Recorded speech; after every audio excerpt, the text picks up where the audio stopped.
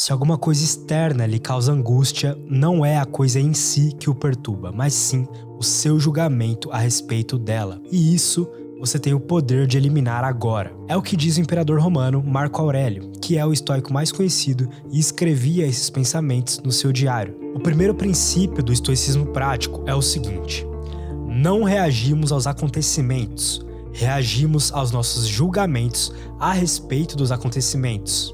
E os julgamentos dependem de nós mesmos. O que o estoicismo diz, em outras palavras, é que nossos prazeres, nossos pesares, nossos desejos e nossos medos envolvem 3 estágios ao invés de 2. Não apenas um acontecimento e uma reação, mas sim um acontecimento, um julgamento ou uma opinião a respeito dele e só então uma reação. A nossa tarefa é perceber esse passo intermediário, compreender a sua irracionalidade comum e controlá-la pelo uso perseverante da razão. As nossas reações ao que quer que aconteça geralmente parecem diretas e espontâneas. Elas não parecem envolver julgamento nenhum, ou pelo menos nenhum tipo de julgamento que poderia haver em outras circunstâncias. Os estoicos consideram tudo isso uma mentira, uma ilusão. O trabalho de dispersar essa ideia é difícil porque a mente não é um narrador confiável quando o assunto são as origens das nossas reações. Ela nos diz que reagimos aos elementos externos, às coisas lá fora,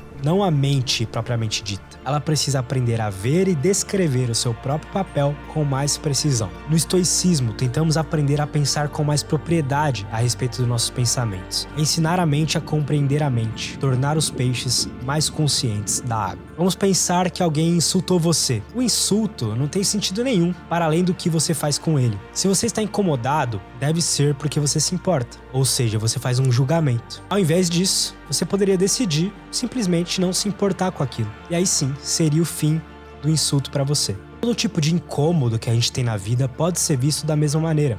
O vizinho barulhento, o tempo ruim, o engarrafamento. Se você se sente irritado com essas coisas, é porque está irritado com os julgamentos que faz a respeito delas, que são ruins, que são importantes, que é esperado que alguém se irrite com elas. Os acontecimentos em si não obrigam você a pensar em nada disso. Só você é capaz de fazer isso. O mesmo vale para contratempos maiores, desejos, medos e todos os demais eventos mentais. A gente sempre sente que a gente está reagindo às coisas do mundo, mas na verdade a gente está reagindo às coisas em nós mesmos. E, na maioria dos casos, mudar a nós mesmos é mais eficaz, é mais sensato do que ficar tentando mudar o mundo. A ideia de que as nossas reações dependem dos nossos julgamentos pode parecer um pouco esquisita, especialmente se os julgamentos forem todos imaginados como conscientes e racionais. Mas um julgamento pode assumir muitas formas. Você conclui, por exemplo, que as aranhas não são perigosas, mas ainda assim você vai ter medo delas. Isso mostra que seu medo é alheio a qualquer opinião que você possa ter sobre as aranhas? Não. Isso apenas significa que você tem julgamentos conflitantes que aranhas oferecem e não oferecem perigo. Os estoicos às vezes vão incluir sob a lente dos julgamentos tudo que trazemos ao mundo quando nascemos. A ausência ou a presença de apetite que faz um prato de comida parecer melhor ou pior, ou uma vida inteira de condicionamento que produz o mesmo efeito. De forma mais ampla, os estoicos não distinguiam seu pensamento, como talvez estejamos fazendo agora, entre todas as formas que nossos julgamentos podem assumir. Opiniões conscientes, posturas inconscientes, respostas condicionadas, predisposições químicas, tendências genéticas e assim por diante. E como alguns desses fatores podem ser alterados mais facilmente do que outros. No entanto, sim, eles reconheciam alguns obstáculos. Os estoicos dizem que algumas reações possuem uma base física que não podemos controlar. E Sêneca, um outro estoico, admite que nascemos com algumas características de temperamento que não podem ser alteradas. Então a gente pode considerar que o objetivo estoico, de qualquer forma, é nos tornar conscientes dos nossos julgamentos e capazes de controlá-los tanto quanto possível. Os estoicos diriam que a nossa capacidade de modificar nossas experiências por meio da mudança de pensamento a respeito delas é muito maior do que a gente supõe. Os estoicos não esperam que essas afirmações sejam aceitas unicamente sob fé. Elas são embasadas com argumentos. Às vezes eles usam exemplos simplórios, como os insultos, que a gente já falou,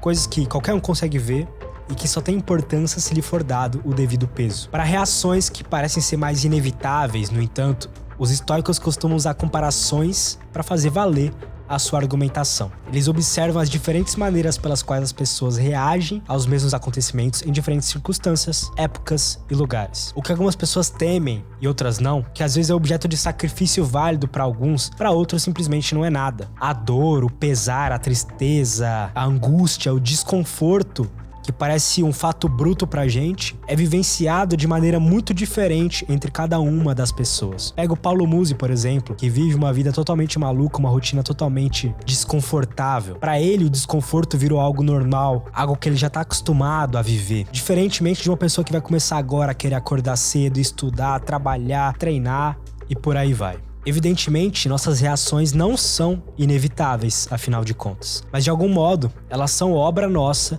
e dependem dos nossos julgamentos que detemos. E, portanto, temos a capacidade de mudá-las, como a gente vai aprender agora. 1. O princípio geral. O estoicismo começa com a ideia de que nossa experiência de mundo, nossas reações, nossos temores, nossos medos, desejos e tudo mais, não é produzida pelo mundo. É produzida pelo que os estoicos intitulam como nossos julgamentos ou opiniões. Tudo depende da opinião. Ambição, luxo, ganância, tudo retorna à opinião. Sofremos de acordo com a opinião. Todo ser humano é desgraçado na proporção de que se convenceu a sê-lo. Sêneca. A tristeza, então, é uma opinião recente sobre algum mal presente a respeito do qual parece justo se sentir abatido e deprimido. A alegria é uma opinião recente sobre um bem presente em reação a algo pelo qual se parece justo ficar excitado. O medo é uma opinião sobre um mal iminente que parece insuportável. A luxúria é uma opinião sobre um bem vindouro, que seria melhor se já estivesse aqui. Esse quem fala é Cícero. Pois o que são o choro e a lamúria? Opinião. O que é o infortúnio? Opinião. O que é a discórdia, a discordância, a culpa, a acusação, a impiedade, a tolice? Todas opiniões e nada mais. As pessoas não são perturbadas pelas coisas que acontecem, mas pelas suas opiniões sobre tais coisas. Por exemplo, a morte não é nada terrível, pois se fosse, o teria parecido até mesmo para Sócrates. Em vez disso, a opinião de que a morte é terrível, esta sim é a coisa terrível. Portanto, quando somos impedidos, chateados ou ofendidos, nunca culpemos os outros, mas a nós mesmos. Isto é, as nossas opiniões. Ou seja, não somos atormentados pelas coisas em si, mas pelas opiniões que temos delas. Se os males não têm meios de adentrar em nós, exceto por meio dos julgamentos que fazemos deles, então aparentemente estaria em nosso poder rejeitá-lo ou transformá-lo em bem. Montaigne, que gosto do bem e do mal depende em grande parte da opinião que temos deles. 1580. 2. Práticas estoicas. Como a gente disse até agora, esse primeiro ensinamento pode parecer um jeito de se compreender o funcionamento da mente e a origem das nossas reações. Mas é justamente nisso que o estoicismo difere de algumas outras filosofias, porque não é apenas uma teoria, e sim uma ação. O que iremos passar agora é uma instrução para assumir mais responsabilidade do que o normal pelos seus pensamentos. Encarar como uma escolha o modo como nos comunicamos com nós mesmos. Se a angústia é causada por nossos pensamentos sobre as coisas e não pelas coisas em si, então devemos tentar abandonar esses pensamentos e recorrer a novos. Essa afirmação realmente pode soar um pouco simples demais ou talvez até muito fácil falar, mas também não tão fácil de se fazer. Mas ela precisa ser dita de qualquer forma, porque tratar pensamentos e julgamentos como questões de escolha é essencial para a prática do estoicismo. Mas ainda assim, é algo que muitas pessoas raramente fazem e que outras jamais chegam a fazer. É mais normal para a maioria das pessoas validar qualquer coisa que passe pela nossa cabeça, nossas ideias, nossas opiniões. Os estoicos tentam se isolar suficientemente desses eventos mentais a fim de controlá-los, para perceber a irracionalidade que impulsiona muito do que dizemos a nós mesmos e para substituí-la por algo mais sábio. E mesmo que possa parecer algo muito complexo, se você também botar em contraste, é algo muito mais simples do que parece. Você apenas para de dizer uma coisa para si mesmo e diz outra. Posteriormente, você passa a abordar os julgamentos de uma forma muito menos verbal. Esmagar um pensamento nocivo e convencional é uma fonte saudável de satisfação estoica e uma habilidade que vai melhorando com a prática, que vai melhorando com o tempo. Podemos escolher não ter opinião sobre uma coisa e não sermos incomodados por isso, pois as coisas em si não têm poder próprio para afetar nossos julgamentos.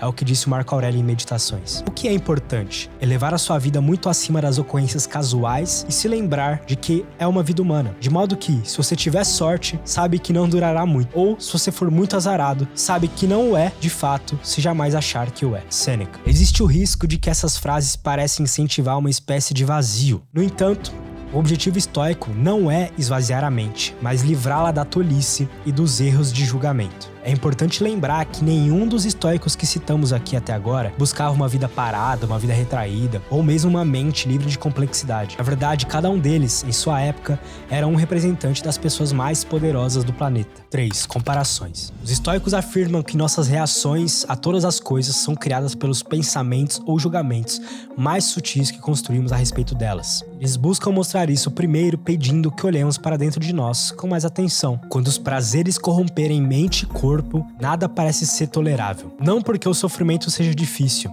mas porque o sofredor amolece. Pois por que ficamos furiosos com a tosse, ou um espirro de alguém, com um cachorro que atrapalha nosso caminho, ou uma chave que cai das nossas mãos, um empregado descuidado? Quem diz isso é Sêneca, mas Montaigne também colocou de uma forma bem concreta pra gente entender. Somos mais sensíveis a um corte feito pelo bisturi de um cirurgião do que a 10 ferimentos da espada no calor da batalha. Os estoicos sugerem que pensemos em outras pessoas, naquelas que reagem com mais força do que nós em algum acontecimento. Quando todos compartilham uma fraqueza, ela não parece mais uma fraqueza, parece algo normal da gente. Ou pense naqueles que reagem com menos vigor do que você em relação a alguma coisa. Ou você vê uma pessoa que consegue tolerar coisas que você não consegue suportar, a sua reação parece ser culpa sua de forma mais clara. Os estoicos frequentemente são retratados menosprezando a dor ou outras afetações externas, ou exibindo desdém para com elas. E as palavras menosprezo, desdém, são frequentemente associadas para sugerir variedades de aversão, mas nesse vídeo elas não têm necessariamente essa conotação. Aqui, elas sugerem enxergar algo tão pequeno, mas tão pequeno, tão desimportante,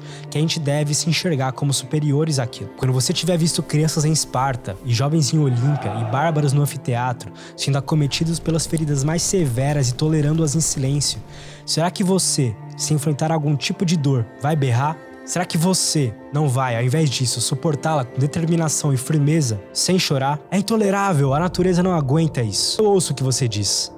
Os meninos toleram porque são guiados pelo desejo de glória. Outros o fazem por vergonha. Muitos fazem por medo. E ainda assim, tememos que a natureza não tolere o que é suportado por tantos em circunstâncias tão diferentes. Quem diz isso é Cícero. Ou seja, o que estamos acostumados a ver os outros fazerem e o que estamos acostumados a fazer ou sentir nós mesmos pode fazer qualquer coisa soar normal ou estranha, inevitável ou uma questão de escolha. E essas forças tendem a atuar de maneira invisível. O encanto da familiaridade deve ser quebrado e o melhor jeito de fazê-lo é mirando a grande variedade de reações às mesmas coisas que passaram a parecer naturais para pessoas em diferentes condições. Se esses ensinamentos te ajudaram de alguma forma, se inscreva no canal para receber mais conteúdo sobre sabedoria milenar aplicada aos tempos modernos. É isso, obrigado, até a próxima e